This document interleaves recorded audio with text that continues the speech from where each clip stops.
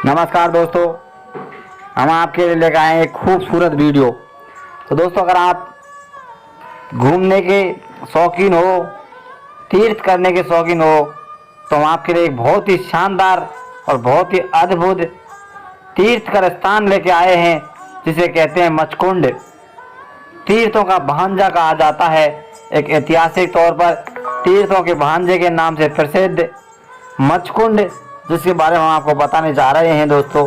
तो आपने अब अगर जितने भी आज तक तीर्थ किए हैं, तो आपने अगर मचकुंड का तीर्थ नहीं किया, तो आपके यहाँ सब तीर्थ फैल है दोस्तों इसके सामने। मचकुंड का तीर्थ करना अति आवश्यक है दोस्तों। इसे तीर्थ का भांजा कहा जाता है दोस्तों। मचकुंड के अंदर एक ऐसी गुफा है, यहाँ पर श्री कृष्ण भगवान ने आकर छुपे थे। इस वजह से प्रसिद्ध और ऐतिहासिक है दोस्तों। यहाँ पर लोग दूर दूर से इसे देखने के लिए जाते हैं। तो दोस्तों, हम आपके इसको दिखाने वाले हैं, इसके बारे में बताने वाले हैं दोस्तों। ये मचकुंड अत्यंत ही सुंदर और रमणीय धार्मिक स्थल है, जो प्रकृति की गोद में राजस्थान के धौलपुर नगर के निकट स्थित है।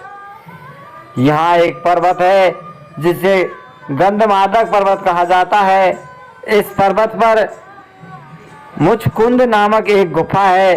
इस गुफा के बाहर एक बड़ा कुंड है, जो मचकुंड के नाम से प्रसिद्ध है।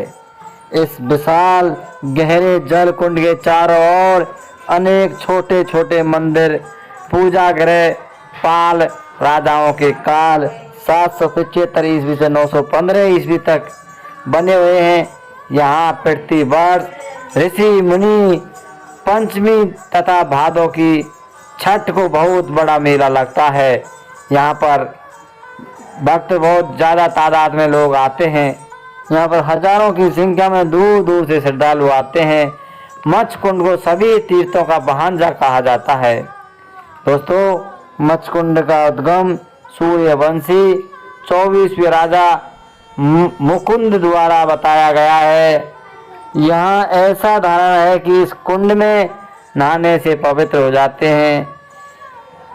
यह माना जाता है कि मत्स्यों की बीमारी से त्रस्त व अन्य चर्म रोग से परेशान लोग इस कुंड में स्नान करने मात्र से सारे रोग दूर हो जाते हैं दोस्तों।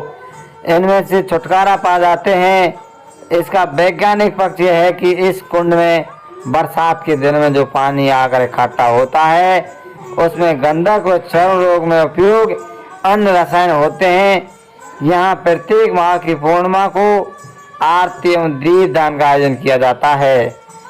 मचकुंड का नाम सिख धर्म से जुड़ा है। सिखों के गुरु गोविंद सिंह 4 मार्च 1662 को ग्वालियर जाते समय यहाँ ठहरे थे दोस्तों।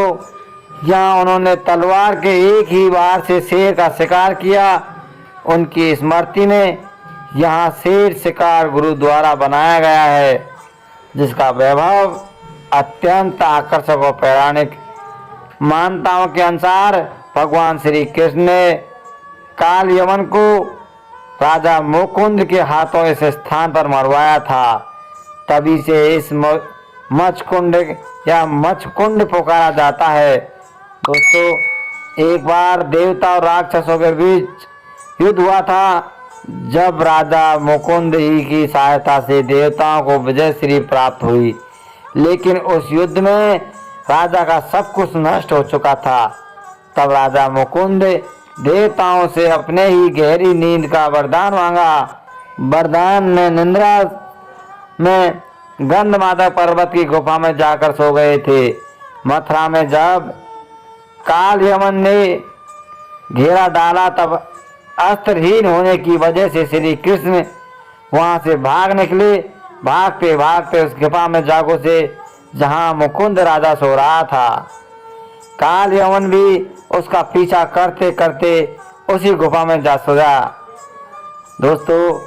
राजा को श्री कृष्ण समझकर ठोकर मारी तो राजा मुकुंद जाग गया। राजा मुकुंद ही दृष्ट काल यमन पर पड़ी, जिससे भस्म हो गया। तब से श्री कृष्ण ने राजा को दर्शन दिए और उत्तराखंड जाकर तपस्या करने को कहा। राजा ने गुफा से बाहर आकर यज्ञ किया और उत्तराखंड चले गए। तभी से यह स्थान मच्छकुंड के नाम से प्रसिद्ध और फेमस और इतिहासकारी बन गया है। कमल के फूल का बाग, मच्छकुंड तीर्थ के निकट ही कमल के फूल का बाग स्थित है। नमस्कार दोस्तों, हम आपके लिए बहुत शानदार वीडियो लेकर आगे भी